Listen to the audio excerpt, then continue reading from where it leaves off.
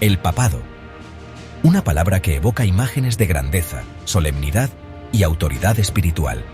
Desde las majestuosas paredes del Vaticano hasta las humildes parroquias rurales, la influencia del papado se extiende por todo el mundo, moldeando la vida de miles de millones de católicos.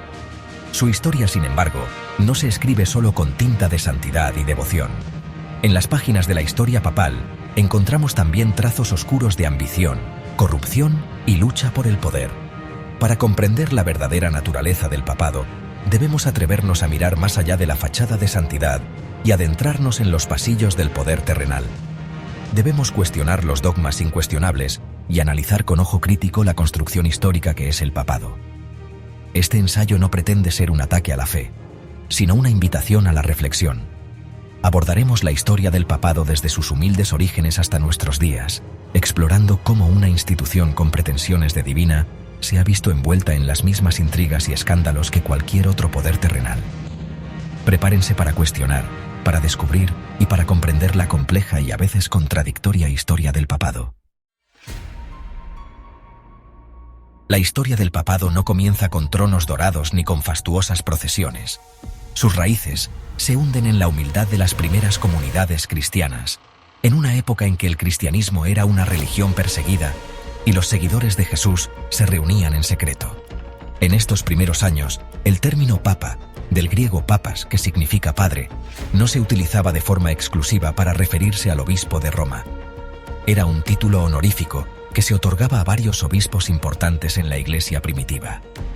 La figura de Pedro, considerado el primer papa por la tradición católica, se alza como un punto de inflexión en esta historia.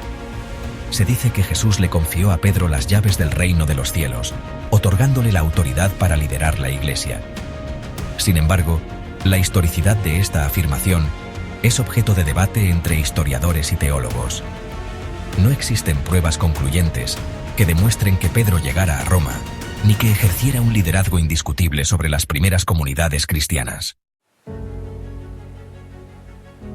Con la caída del Imperio Romano de Occidente en el siglo V, Europa se sumió en un periodo de caos e incertidumbre.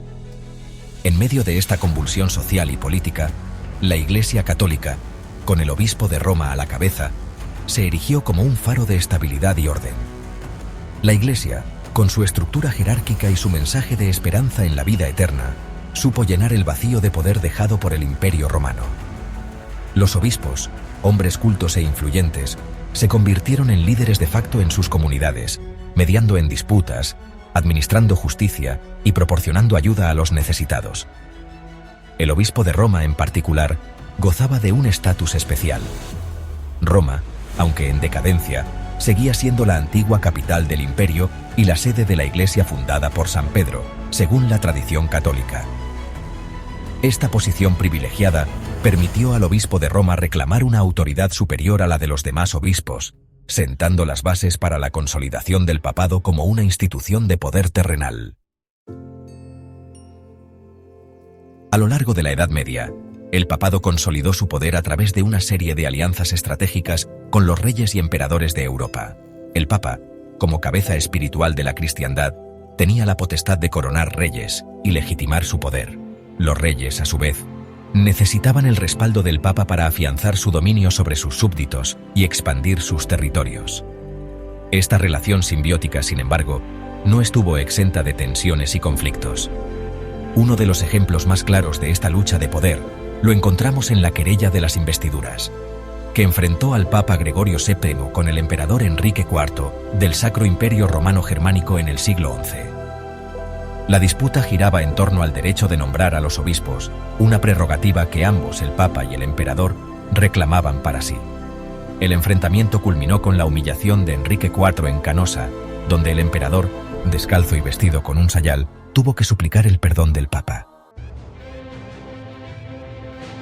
El poder temporal del papado alcanzó su punto álgido con la creación de los estados pontificios en el siglo VIII después de Cristo.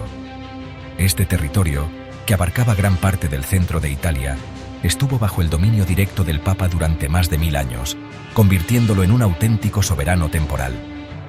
Los papas, como cualquier otro monarca de la época, recaudaban impuestos, administraban justicia, declaraban la guerra y firmaban tratados de paz.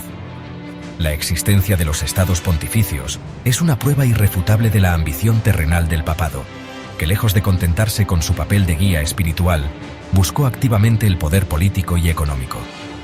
La riqueza acumulada por la Iglesia a través de los siglos, gracias a las donaciones de los fieles, el diezmo y la venta de indulgencias, permitió a los papas mantener ejércitos, construir palacios y financiar fastuosas obras de arte.